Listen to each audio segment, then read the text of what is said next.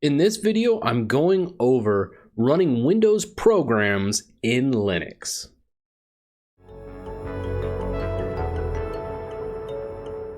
Now, when it comes to Wine usage, you're going to be working in terminal almost exclusively.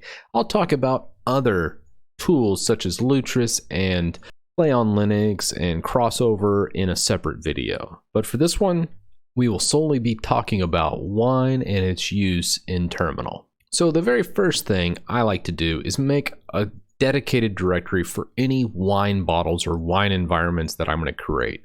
So let's go ahead and make a directory called wine.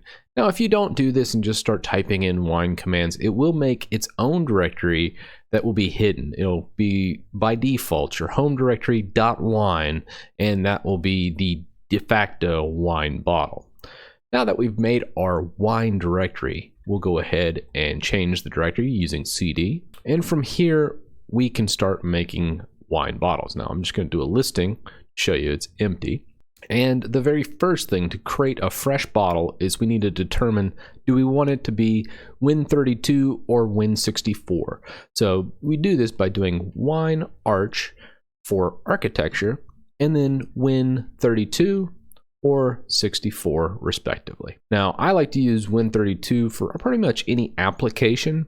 I typically use Win64 for pretty much any game unless otherwise directed.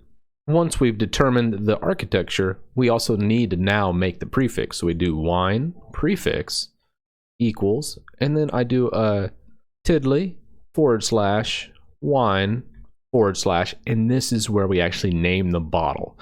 So let's name this test bottle. And then we just need one more command to finalize this.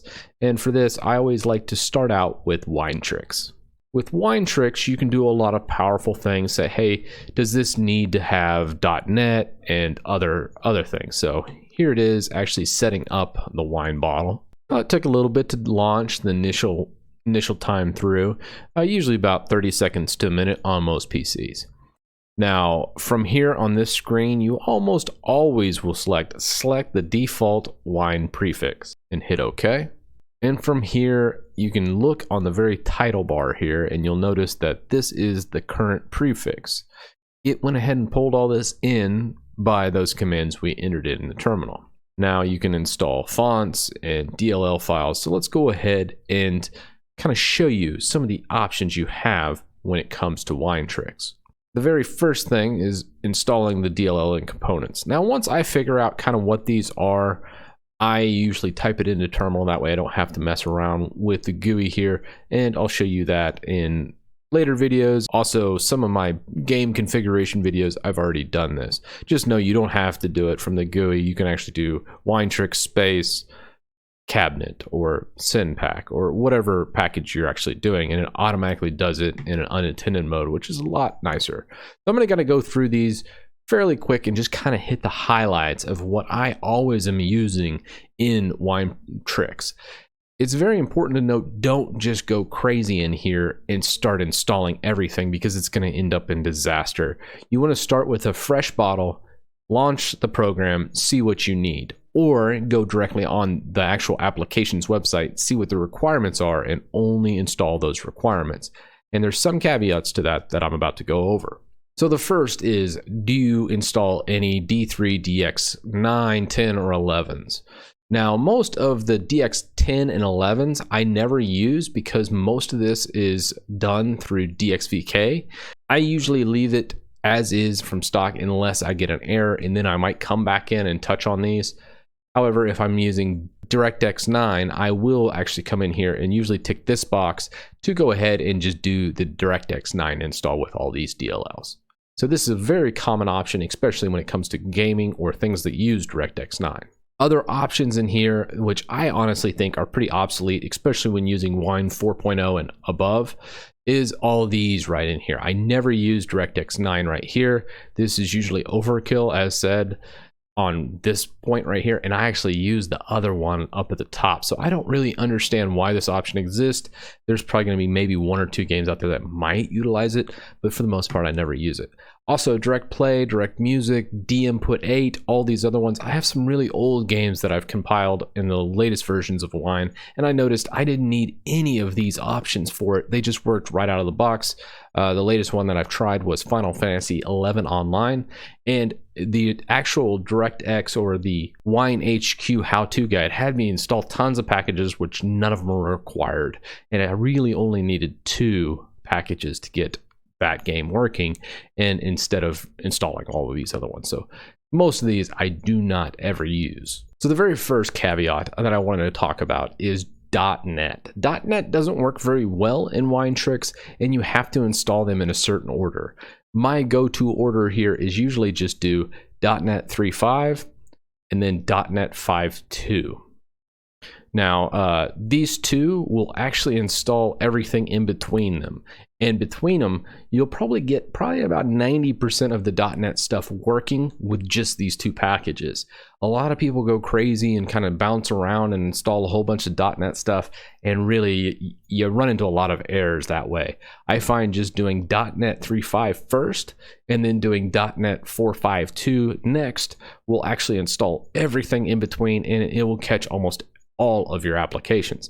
This includes applications that are .NET 2.0. Please note, do not install .NET 2.0 if you intend to go to .NET 3.5, because .NET 3.5 will throw up a whole bunch of errors and it'll just be nasty. Same with .NET 4.5.2. If you install .NET 4.0, .NET 4.5.2 will run into problems. So that's .NET in a nutshell. Just be very careful here, and if you mess up, you're going to have to delete your wine bottle and start all over. So just very important to note when messing around with .NET. Now, right here is a really good thing I want to point out is DXVK. Now, earlier in the video, I said, hey, don't use DirectX 10 or DirectX 11 as above. You'd want DXVK. This is what I was talking about. DXVK is very powerful, especially with all the advancements in it when it comes to games based on DirectX 10 and 11. Now, this is expanding into DirectX 9, but it's not quite fully baked yet. Later this year, all the DirectX 9 games should be right into the DXVK realm, and they're going to see some near native performance just like our DirectX 10 and 11 games. Other common install libraries is the VC or the Visual C++ libraries. There's also some dependencies in here, such as 2017 needs to, you see how the actual DLLs are the same. So if you have a 2017, don't install 2015. And if you need something that's 2015, don't install 2017, because as you see, the DLLs match up. Everything else can be installed, so you could technically do this number if an application required that many Visual C++ libraries, and there's a couple out there that do. Just know that when you get to 2015 and 17, you gotta kind of be careful. Is it a really recent application that does utilize the 2017? Then make sure to just do this. If it's an older one around the 2015 era, you're gonna want just 2015. And probably the last application or actual package I'll talk about is Xinput for Xbox controller support. Most instances, I don't need to actually do this. However, some games I know do utilize Xinput to make an Xbox controller working. And sometimes getting joysticks working in Wine can be a little bit of a headache. First, try it without enabling this. And then if you still need it and you're not able to register your Xbox controller, then come back and enable it. Other notable frameworks here is the Exact. I've used Exact a lot on certain games that require it and certain applications that require Exact. I don't ever do it unless it actually specifically calls for it, but just keep that in the back of your mind when you're doing this, because Exact is required by some applications. And before I let you go on this section, one thing I kind of skimmed over here was GDI+. Some applications do require MS GDI+. Just kind of pay attention when you're actually doing this. So with Windows DLL and component installation, let's go ahead and go into fonts, and I'll show you this one. Now this one I highly recommend doing through terminal, just because you will avoid so many prompts by doing it through the terminal, because doing it from here, there is a ton of interaction that I just don't like. Now, when it comes to fonts, on almost all of them, there's one package I always put on most of my wine bottles, and that is core fonts. These are the core Microsoft fonts that are really needed for most applications out there. So whenever I'm doing like Windows-based applications, I always enable core fonts, and then usually as an extra step as well, I come down into Tahoma. That's another one that I really like. It's not part of core fonts, but many Microsoft programs rely on it. And then once we have our fonts and components set up, usually I come into and run WineConfig. This sets the actual environment up, because when you do a bunch of like .NET and things of this nature, it will change the actual Windows version. So in here, a lot of times this gets set to like Windows XP or Windows 2003. What you need to do, I usually start with Windows 7. Now, I usually hit apply here, and I always set it at Windows 7 to start out with, because it has probably the best compatibility based on everything. If it still doesn't work and it's a newer application, typically I'll tick this up to like a Windows 8 or 8.1, and then finally do my testing with Windows 10. I almost never go under Windows 7 and go into these older operating systems, as it usually ends in disaster. So with that done, I simply go ahead and quit out by just hitting cancel and cancel. And then if you look in here, the actual wine bottle is set up. And if we go into change directories into the test bottle, you'll see that it has this structure. This is basically the Windows registry and a sample file system. So if I'm needing to utilize a setup exe file, I usually drop it directly into the root of drive C and then run it from here. So just important to note, and to run applications directly from here in your wine bottle, we'll just go ahead and pull up our last command, and instead of WineTricks, I do wine space the home wine test bottle drive C, and then if you put it right in the root, you could just go test program .exe, and this would go ahead and launch that test program utilizing wine and this wine bottle with all those options we've already set. All right, so that was wine in a nutshell. I went pretty fast on this. I tried to break it down into simplistic terms. There's going to be some stuff that still a very complex subject to really master, and there's still things I learn on a daily basis about it. But just know, this is the things to get you started with your own thing. Just remember the basics. Create your wine bottle, install your application using those, and then from there you should be able to expand in it. Now, this is just the introduction. I'm going to go further in how to customize it using like virtual desktop and other aspects of wine that are really needed, using different wine versions depending on compatibility. And that, just remember the key things. One, don't ever run wine as root or as a sudo command.